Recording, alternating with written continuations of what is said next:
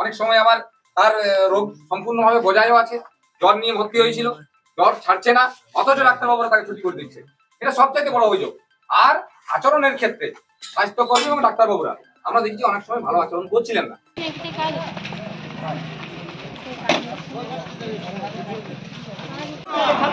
Nurse doctor স্টাফদের দাদাগিরি মানছি না, মানবো না। Khatra super high high, Khatra super high high.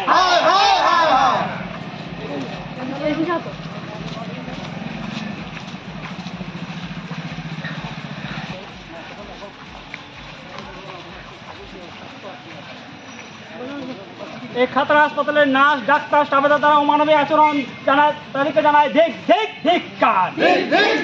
Khatra হাসপাতালের স্টাফ নার্স ডাক্তারদের দাদাগিরি মানছি না, মানবো না। হাসপাতালের নার্স ডাক্তার সুপারের দাদাগিরি মানছি না, মানবো না।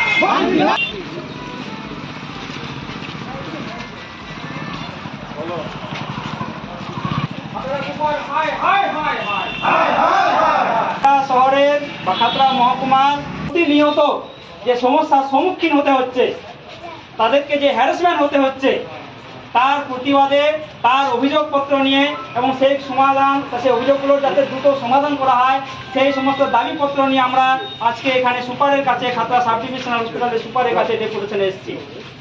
এখন ডাক্তারবাবুরা যেটা এখন দুর্ব্যবহার করছে, ঠিকঠাক পেশেন্টগুলোকে দেখছেও না।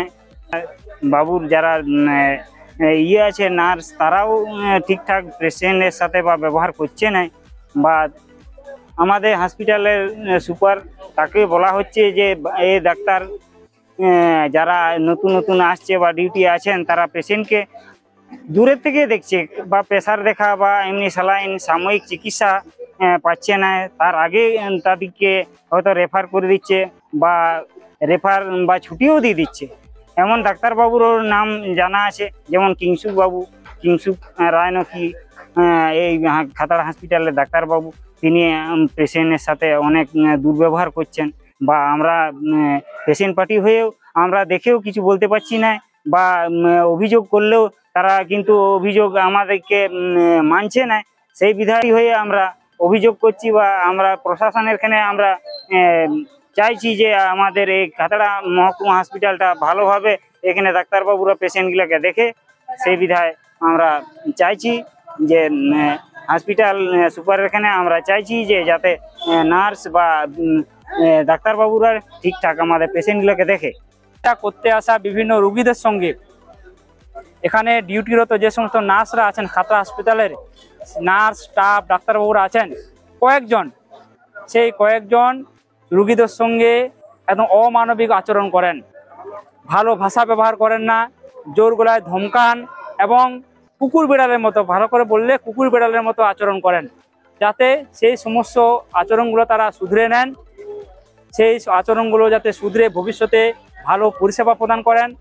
এই আবার দেখা যাচ্ছে যে কয়েকজন ডাক্তার আছেন যা রুগীদিককে ন্যূনতম ট্রিটমেন্ট না করে, না অবজার্ভ করে সঙ্গে সঙ্গে হয় রেফার করে দিচ্ছেন, না ছুটি দিয়ে দিচ্ছেন।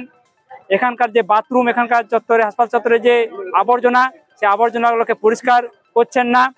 আবার দেখা যাচ্ছে যে এমার্জেন্সিতে যে পার্টিকুলার যে সমস্ত ডাক্তার থাকার কথা, সে ডাক্তাররা থাকেন না। বিশেষ করে এখানকার ডাক্তার স্টাফ এবং নার্সেদের যে আচরণ, সে আচরণের বিরুদ্ধে আজকে ব্যবহার। হয়তো আমি বললাম তো যে এখানকার রুগীদিককে মানুষ বলেই ভাবা হয় না। সে নার্স দিদিমণি যারা আছেন, বিভিন্ন মেল এবং ফিমেল ওয়ার্ডে যারা স্টাফ আছেন, তারা এখানকার রুগীদিককে ধমক দিয়ে জোর গলায় একদম ন্যাক্কারজনক ভাষায়, যে ভাষাটা আমি প্রকাশ্যে বলতে পারবো না, সেই ভাষা তারা ব্যবহার করেন। বললেন উনি আমাদের অভিযোগ পেয়েছেন এবং সে অলরেডি যাদের বিরুদ্ধে অভিযোগ আছে, সেই অভিযোগ নিয়ে তাদের সঙ্গে বসেছিলেন, তাদেরকে অ্যালার্টও করা হয়েছে।